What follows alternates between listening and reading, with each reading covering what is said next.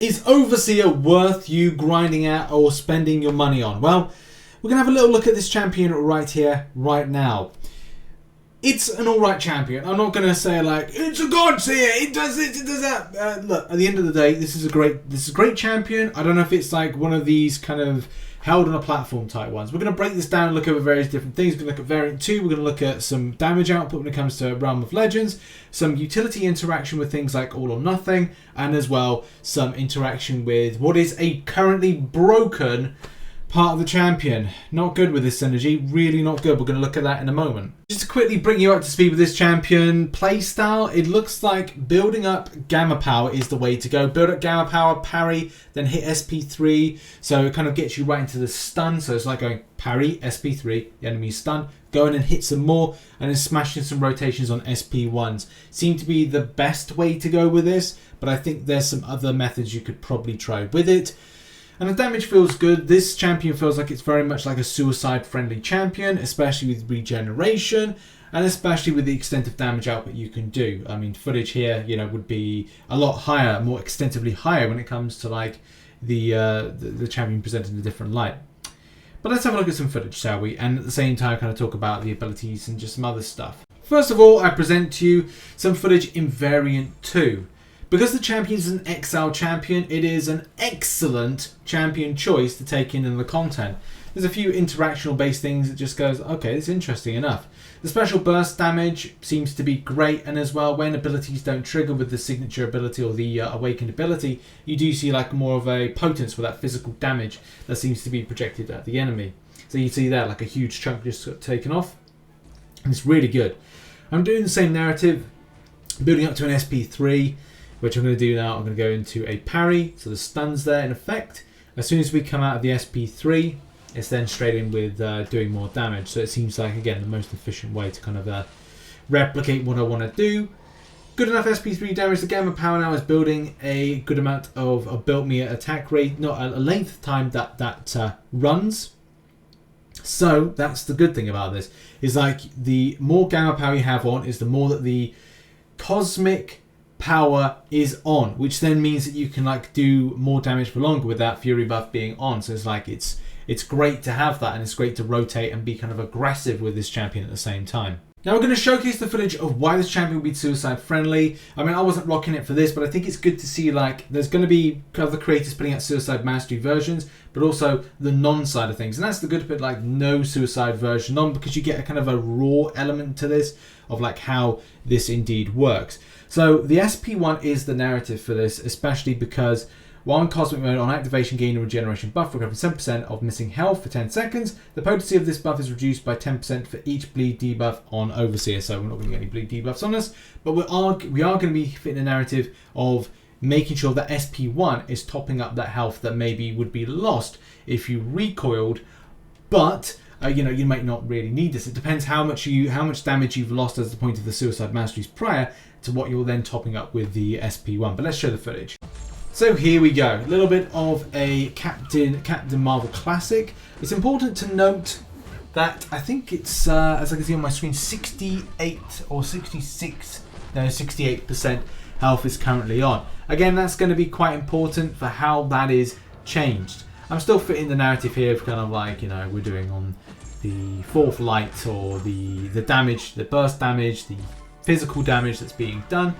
And as well, the process in other fights is actually a little bit more quicker. I do think this champion is better for questing than anything, but there are, because there's certain elements of the kit that just interact quite well, and especially with the synergy, which we're going to talk about in a minute, and how Command may have scuffed that. So here I am building up to my SP3. I do the parry. I should have thrown my SP3. I think I was just trying to build up to another Gamma Power. So I think you can do 6. I think for some reason I thought I could get 7, but yeah, in any case. There is the 6 on, so that means I'm going to get a good amount of time for my my cosmic power, which is going to be going the blue cycle out, which you can see cosmic mode. Sorry, that's going on. So the cosmic mode, yeah. And again, I'm being slightly aggressive here because the damage numbers are quite good. You can see I'm taking away a huge chunk by a little bit of the basics turning into furies, a little bit of the crits, and there's also the burst damage, which is ticking quite nicely at like a like 6 to 7k and that kind of like is amplified by the Fury buff, I want to say. But yeah, like there's the SP1 rotation, and again, like as I said, something to note about is how much I am regenning back. At the point of throwing this particular one here, I've gone 2 regeneration buffs up, and I've indeed got myself, I'm ticking back to myself 36 a time, which does mean that this champion could be quite sustainable, as I said, for those that run Suicide Masteries. And that's just the thing. It is actually a pretty solid champion. I'm surprised. I'm interested and very surprised about this. I'm sure that a lot of players are going to really be interested to get this champion. I think the 6-star version is going to be quite coveted, and especially if you're looking for something that's going to be like a good burst damage dealer with a Fury buff, with having certain other kind of traits to it, even like just the fact that you can do a taunt off the heavy attack.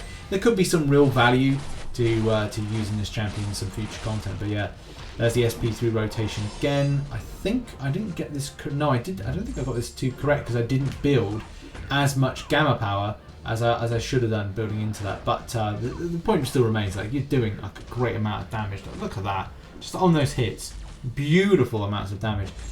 Don't know what happened there, but like it is just lovely to see. Let's move on to some other dissection. So you might be interested why I've been talking about this heavy attack and what's so important about that. Well, this does actually form a counter for something like All or Nothing.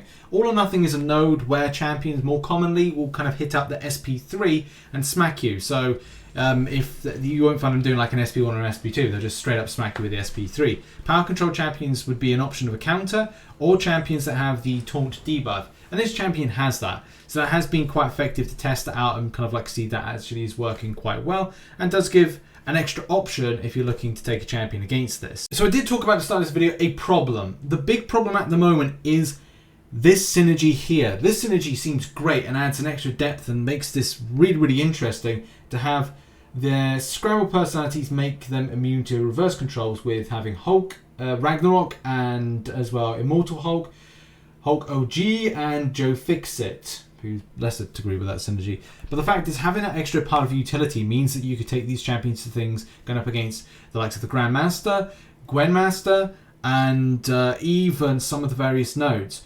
2 nodes in particular are Chaos Inversion, which I think is the special one, and as well Delirium in Act 6.1.6 and Act 6.3.6 respectively. So we're going to show footage of that in a second.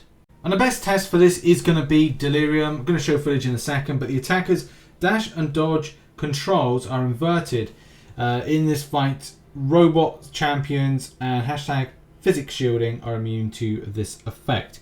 So that's really getting an understanding of like how that works. There may be some very much blurred lines between what is a reverse control, inverted control, and how these things trigger off. Especially in some of the footage, it does come up with immune, but it doesn't interact correctly. And that's really the thing of getting the idea. Kabam have said that they are looking into this, but I think there's a lot of interactional based issues with this particular synergy, which in my opinion is one of the best things about this champion.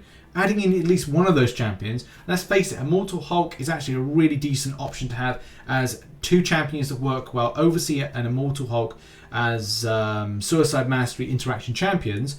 So having them not available to do this is a little bit frustrating.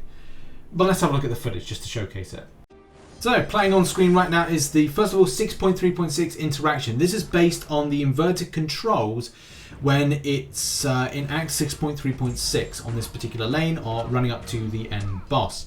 And again, the kind of principle behind this is that just showcasing that it didn't work. Even though it does when the specialists don't come up with immune, it didn't indeed work. Like I tried swiping back, which you're, well, able technically to do, which does come up with immune, and then through that, but it just didn't come up, which is just really annoying.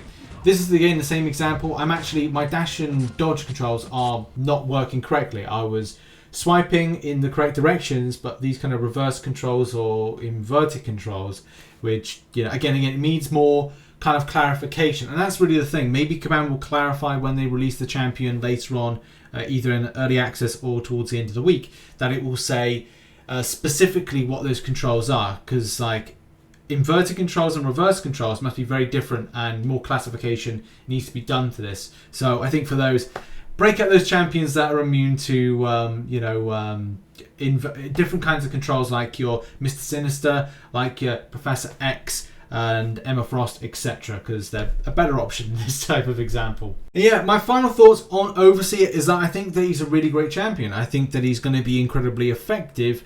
It would have been more effective to know that synergy about the either reverse to inverted controls immune and obviously reverse to whatever it is immunity, which, as I said, Kabam are going to clarify more when the synergies and the kind of the champion may go live. So keep watching the channel because we're trying to get that kind of clarification.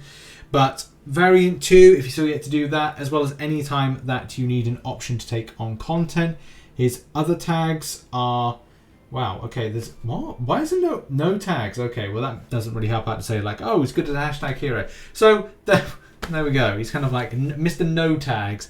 Either way, yeah, variant 2 is a good option. I love the build-up. The build-up play is good, effective. I think a suicide version, I think a 6-star version is going to slap major amounts of damage. As well, the taunt debuff is handy for all or nothing. The auto block and the defensive qualities does make him a good asset for things like a light source defense, and as well, just the way that he just builds up that physical damage, he just slaps so well, and the fury buff as well. There are some other little things like him throwing certain types of debuffs which can be of value, but it depends how you cover the disorient and how that kind of goes up against things like Invisible Woman or champions that have huge amounts of defensive properties. And as well, like concussion, they're always two things that I just kind of find like, yes, they are of use at times, but it's very specific into the nature of interaction, which is like, should I really build this for this reason? But as I said, like I enjoy this champion. There's some great damage output. It's just going to be up to the community whether or not they feel that this is going to be an option. But as I said, he's an absolute suicide damage machine if you are indeed thinking about pairing him up like that with that mastery setup. On that note, we must end the video. Thank you very much for watching this dissection. Appreciate you for your time and coming out to this video. I enjoyed doing this little review and hope you did too. And I'll see you later on for a live stream and some other content. Bye bye.